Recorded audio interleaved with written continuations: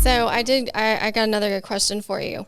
And it's probably good for Mark in the sales process too. So of pharmacies that are thinking about getting a Parata Pass or the Duo, what is the recommended count for MedSync patients? So I'm going to go with the default answer, which is it depends. How long is a piece of string? Yeah. Where we see folks, we were talking about like blister cards and mainly filling compliance packaging. Where we see is once you get north of about 100 patients, the manual process is a little overwhelming. It's just too many patients to manage and then to physically pack, right? On a sync population, you probably like about 3 times that or 4 times that you have them sync, because not everyone is ideal for compliance packaging. I love to say everyone needs it, but you got to have a pretty stable regimen, right? We need to know what you're getting on. And we all know the hardest thing to change is behaviors, right?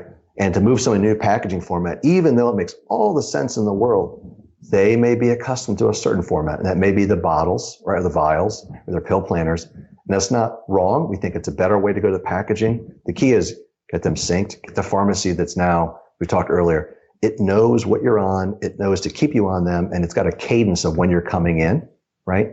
And then if you can get them on the packaging, you got to target a certain subset that makes sense for you to do that and that they embrace it, right? And what we see is the most valuable patients at a pharmacy, I call them the Cadillac customers, so north of 6 to 10 meds.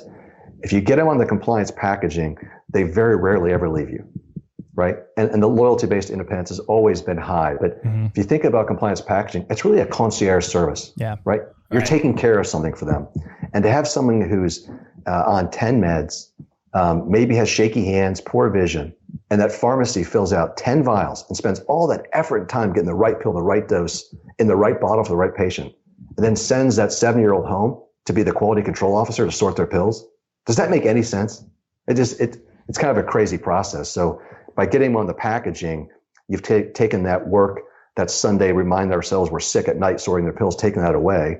But like we said, not everyone wants to do that, and that's fine.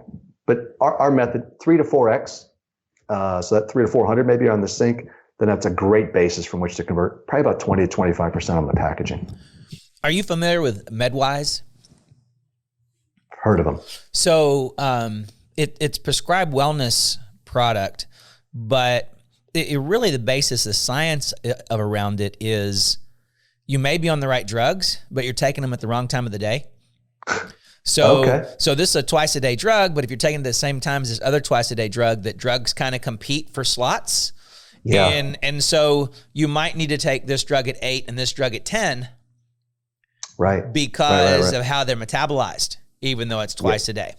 And there's a bunch of science, and they're putting some software behind it and this analysis and really changing people who are walking around comatose and really changing people who are on too many drugs and stuff like that. And you think about things like a daily planner, like a pill, the little things you get at the store, not going to do that. It's got 2 morning and night. Yeah, that's it. You're right. But somebody who needs that more regimented, I have to spread that stuff out more, then the package or something like that would be ideal.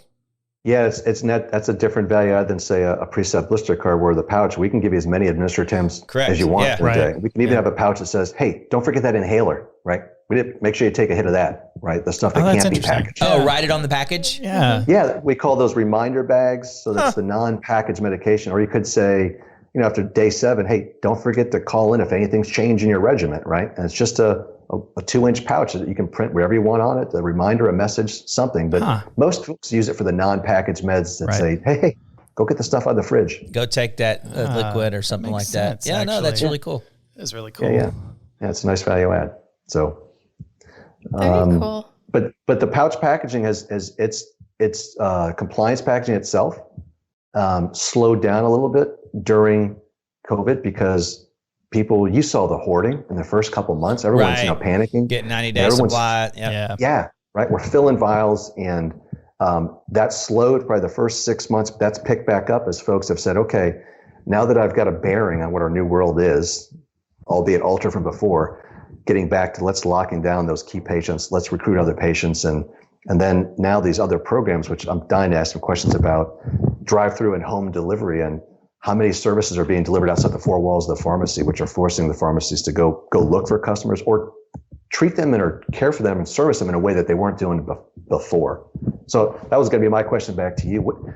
Have you guys been pulled into that delivery or alternate drop-off, or all that stuff about giving meds outside of folks coming into the store? We've got an add-on application that is for delivery, and there's been a higher adoption rate with that. But the surprising is what you just said, that you've seen a slowdown when we've talked to a couple pharmacists who are doing immunity packs with their Parata.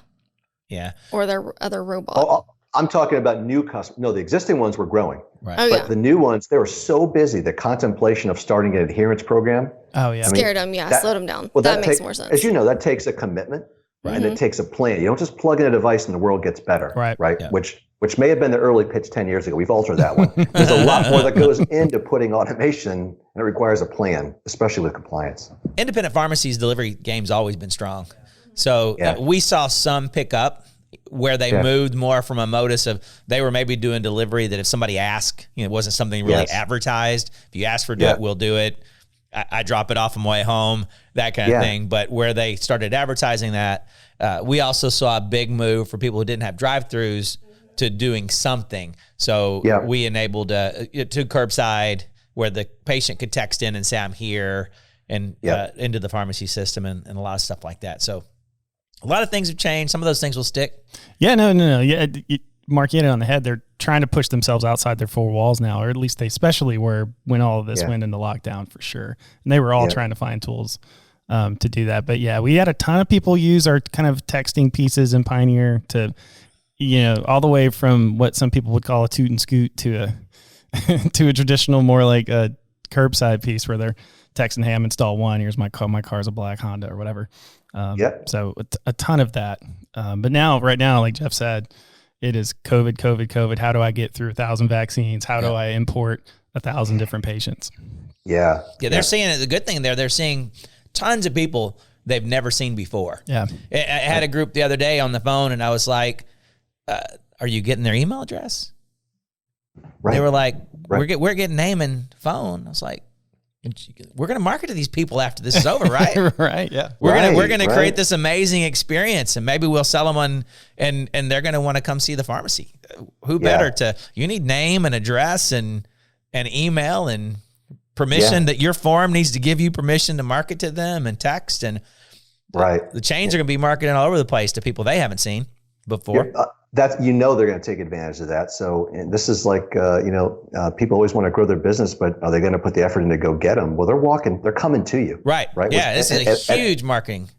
Right. At a time where you can offer a service, which is wonderful. So maximize it, right? Take advantage of that opportunity because the big guys are. And some of that, all you got to do, we had Scott Pace on, all you got to do is tell the local paper or your local news person, I'm doing a COVID vaccine shot, clinic or whatever. And boom, instant free publication and press. For a lot of people most people who don't use an independent pharmacy have never used an independent pharmacy. Once they get that, hey, this is a neat place and there are likable people in there. Once they get in the doors. Yeah. So hopefully vaccines are going to get them in the door, right? They're going to get them like in. They're going to go. Finding that cool restaurant at the back of a strip mall, like, oh my God, I never knew this was here. How did I miss this all my life? Right. That's right. I've been going to Little Italy, and now I got all this. I got, hey, the owner came out and talked to me. What? Yeah. What a concept, right? I have my own personal chef. I'm like rocking and roll.